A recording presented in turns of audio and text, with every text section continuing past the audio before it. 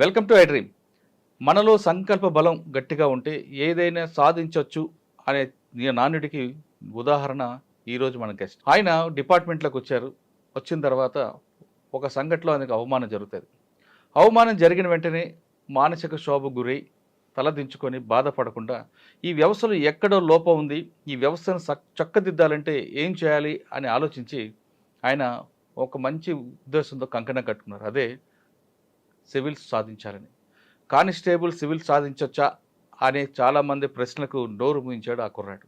ఆయనే ఈ వారం మన గెస్ట్. పేరు ఉదయ్ కృష్ణారెడ్డి. సివిల్స్ రాశారు. రాసి 780 ర్యాంక్ సాధించారు. ఆయన గతంలో పోలీస్ కానిస్టేబుల్గా పనిచేశారు. అక్కడ ఏం జరిగింది, ఆయనలో అంత బలమైనగా మా నాటకపోయిన సంఘటన ఏం జరిగింది, సివిల్ సాధించడానికి ఆయన పడ్డ కష్టం ఏంటనే విషయాల్ని ఆయన తెలుసుకుందాం. నమస్తే బ్రదర్. నమస్తే సార్. ఉదయ్ కృష్ణారెడ్డి 780 ర్యాంక్. ఒక 5 సంవత్సరాలు వెనక్కి వెళ్తే కానిస్టేబుల్ పోలీస్ ఒంగోలు జిల్లాలో సింగరాయకొండ దగ్గర ఒక కానిస్టేబుల్ ఒక ఐపీఎస్ ఎస్ఐ అవ్వడం, తర్వాత ఒక కానిస్టేబుల్ గ్రూప్ 1 అవ్వడం సాధారణ జరుగుతుంటాయి. కానీ ఒక కానిస్టేబుల్ పట్టుదల సాధించి డైరెక్ట్గా సివిల్స్ కొట్టడానికి వచ్చావు, 780 ర్యాంక్ సాధించాడు. చాలా గొప్ప విషయం. నీకు ముందు ఫస్ట్ కంగ్రాట్స్. నువ్వు అనుకున్న లక్ష్యం అనేది అంత బలంగా ఉంది. చాలా మంది లక్ష్యం పెట్టుకుంటారు, గోల్ చేద్దాం అనుకుంటారు, కానీ అది రీచ్ అవ్వడానికి చాలా కష్టాలు ఎదురవుతుంటే అన్ని దాంతో వాళ్ళు వెనకడేస్తారు. ఏమనుకున్నావో సాధించాలనుకున్నాం. ఇంకా గొప్ప విషయం అంది ఐపీఎస్ అవ్వాలనుకోవడం అనేది. కాకి యూనిఫామ్ వేస్తున్నావు. ఇప్పుడు నువ్వు ఎవరికైతే సెల్యూట్ కొట్టావో వాళ్ళందరూ నీకు సెల్యూట్ కొట్టే స్థాయికి వచ్చావు. అది చాలా చాలా చాలా గ్రేట్. ఎందుకంటే నీ స్టోరీ ఇప్పుడున్న జనరేషన్కి ఒక రోల్ మోడల్గా ఉండాలని నేను కోరుకుంటున్నాను. సరే, ఇక మనం విషయానికి వస్తే 780 ర్యాంక్ ఒక కానిస్టేబుల్ సాధించడం అనేది అది ఆషామాషి వ్యవహారం కాదు. ఒక సామాన్య కుటుంబంలో పుట్టిన వ్యక్తివి నువ్వు, ఒక రైతు కుటుంబంలో వచ్చి వచ్చావు. ఈ స్థాయికి తీసుకురావడానికి ఇందులో ఫస్ట్ క్వశ్చన్, 4వసారి అనుకుంటాను మీరు సాధించడం. 4వ అటెంప్ట్లో ఎలా సాధించారు, దీనికి ఏం మెయిన్ తీసుకున్నారు అదొకటి. 2, మీకు ఈ స్థాయికి తీసుకురావడానికి ఇంత పౌరుషంగా ఇంత పట్టుదల తీసుకురావడానికి ఆ రోజు సంఘటన జరిగింది. ఆ సంఘటనలో మీరు ప్లస్ తీసుకున్నారా, మైనస్ తీసుకున్నారా? ఈ 3 ప్రశ్నలు సమాధానం చెప్పే ముందు కృష్ణారెడ్డి బ్యాక్గ్రౌండ్, ఆ రోజు జరిగిన సంఘటన. నా పేరు ఉదయ్ కృష్ణారెడ్డి అండి. మాది ఓళ్ళపాలెం గ్రామం, సింగరాయకొండ మండలం, ప్రకాశం డిస్టిక్ అండి. నా బాల్యం అంతా ఓళ్ళపాలెం గ్రామంలోనే జరిగింది. నా స్కూలింగ్, మా తల్లిదండ్రులకు వస్తే శ్రీనివాసరెడ్డి గారు, మా అమ్మగారు జయమ్మ గారు అండి. అన్ఫార్చునేట్లీ నేను చిన్నప్పుడు మా అమ్మగారు కాలం చల్లడం జరిగింది. అదేవిధంగా నాకు 17 ఏళ్ళు వయసు ఉన్నప్పుడు, 17-18 సంవత్సరాల వయసు ఉన్నప్పుడు మా నాన్నగారు కాలం చల్లడం జరిగింది. సో దాని తర్వాత నేను గవర్నమెంట్ స్కూల్లోనే నా విద్యాభ్యాసం అంతా జరిగింది. అక్కడ తర్వాత జవహర్ భారతి జూనియర్ కళాశాల, జవహర్ భారతి డిగ్రీ కళాశాల కావల్లో నేను నా ఇంటర్మీడియట్ అండ్ డిగ్రీని కంప్లీట్ చేయడం జరిగింది సార్. ఇంటర్మీడియట్లో నేను మెడికల్ ల్యాబ్ టెక్నీషియన్ అనేటువంటి ఒక వొకేషనల్ కోర్స్ని తీసుకోవడం జరిగింది. దాని తర్వాత డిగ్రీలో BAని తీసుకోవడం జరిగింది సార్. డిగ్రీ సెకండ్ ఇయర్లో ఫైనల్ ఇయర్ స్టార్ట్ అయిన టైంలో నాకు పోలీస్ కానిస్టేబుల్ జాబ్ వచ్చింది. 2012 డిసెంబర్ 24 ట్రైనింగ్ స్టార్ట్ అయ్యి 2013లో డిపార్ట్మెంట్లో సర్వీస్లో జాయిన్ అయ్యాను. 2013 నుంచి 18 వరకు పోలీస్ కానిస్టేబుల్గా పనిచేసింది సార్. 5 సంవత్సరాలు పోలీస్ కానిస్టేబుల్గా పనిచేసిన సమయంలో ఫస్ట్ ఏ పోలీస్ స్టేషన్కి వెళ్ళారు? ఫస్ట్ మాకు ట్రైనింగ్ అయిపోయిన తర్వాత యాక్చువల్గా హెడ్ క్వార్టర్లోనే అటాచ్మెంట్ ఉంచారండి. అప్పుడు 2014 ఎలక్షన్స్ ఉంటాం. Ongole head quarter. First SP అప్పుడు మీకు? అప్పుడు మాకు చిరువోలు శ్రీకాంత్ గారు ఉన్నారు. సిహెచ్ శ్రీకాంత్ గారు. తర్వాత పోస్టింగ్స్ వస్తే ఫస్ట్ పోస్టింగ్ గుడ్లూరు పోలీస్ స్టేషన్లో పోలీస్ కానిస్టేబుల్గా జాయిన్ అయ్యాను. దాని తర్వాత మ్యూచువల్ ట్రాన్స్ఫర్ తోటి నేను Ramayapatnam coastal security police station, marine police స్టేషన్లోకి వెళ్ళాను. సో అక్కడ నాకు జరిగినటువంటి ఒక అవమానకరమైనటువంటి సంఘటన నన్ను ఇంకా ఆ జాబ్ని వదిలేసేసి సివిల్స్ని సాధించాలి అని దృఢ సంకల్పానికి నన్ను పురుకొల్పింది. అంటే 5 సంవత్సరాల్లో పనిచేశారు డిపార్ట్మెంట్లో. రామాయపట్నం అనేది లాస్ట్ పోస్టింగా ముందేనా? Ramayapatnam last posting sir. Okay.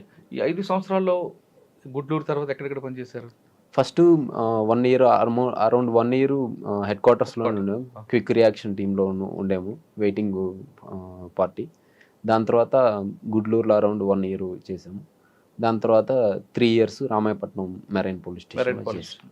Marine పోలీసులు పెద్ద పని ఉంటుందండి, ఉంటుందా? యాక్చువల్గా పని లా అండ్ ఆర్డర్తో పోలిస్తే రిలేటివ్లీ మెరైన్ పోలీస్ స్టేషన్లో తక్కువ ఉంటుంది సార్ అవును. పోలీస్. ఎవరైనా ఆ సముద్రంలోకి వెళ్తున్నప్పుడు మళ్ళీ కాపాడడం అవే కదా ఉంటాయి. అవును, సముద్రంలో 3 సంవత్సరాలు పనిచేశారు రామాయపట్నం. 3 సంవత్సరాల పైన. ఓకే, ఏం జరిగిందని సంఘటన అక్కడ? సార్ అది నా ఉద్దేశం ఏంటంటే, గుడ్లూరులో ఉన్నప్పుడు లా అండ్ ఆర్డర్లో ఉండటం వల్ల ఎక్కువ టైం దొరికేది కాదు. కొంచెం ప్రిపేర్ అవ్వడానికి కాంపిటేటివ్ ఎగ్జామ్స్కి, సివిల్ సర్వీస్కి అట్లా ప్రిపేర్ అవ్వడానికి ఎక్కువ టైం దొరికేది కాదు. సో నేను దానికోసం ఏం చేశానంటే, రామాయపట్నం మెరైన్లో పనిచేస్తున్న ఒక పోలీస్ కానిస్టేబుల్ ఉన్నారు, ఆయన్ని గుడ్లూరు వచ్చేటట్టు, నేను గుడ్లూరు నుంచి రామాయపట్నం వెళ్ళేటట్టు మ్యూచువల్ ట్రాన్స్ఫర్ని పెట్టుకోవడం జరిగింది సార్. అట్లా పెట్టుకొని నేను మ్యూచువల్ ట్రాన్స్ఫర్ మీద రామాయపట్నం వెళ్ళడం జరిగింది. అక్కడ సహజంగానే మన కొలీగ్స్లో తెలుస్తుంది కదా, మనం ప్రిపరేషన్ అవుతున్నప్పుడు మాట్లాడుతుంటారు. సో అట్లా యాదృచ్ఛికంగా అది నేను సివిల్స్ ప్రిపేర్ అవుతున్నాను, గ్రూప్స్ ప్రిపేర్ అవుతున్నాను అనేటువంటి ఆ విషయం ఏదైతే ఉందో నా హైవేర్ అఫీషియల్ ఒక అతనికి తెలియదు. ఇన్స్పెక్టర్ సిఐ గారు, రామాయపట్నం, ఆయనకి తెలియటం జరిగింది. అక్కడ అదొక ర్యాంకరా లేదా ఆయన డైరెక్ట్? ఆయన సబ్ ఇన్స్పెక్టర్ గా రిక్రూట్ అయ్యారు, 98 బ్యాచ్ ఐ థింక్. సో పేరు ఎందుకులేదు సార్, ఎవరి గౌరవాన్ని అయినా మనం కాపాడాల్సిందే.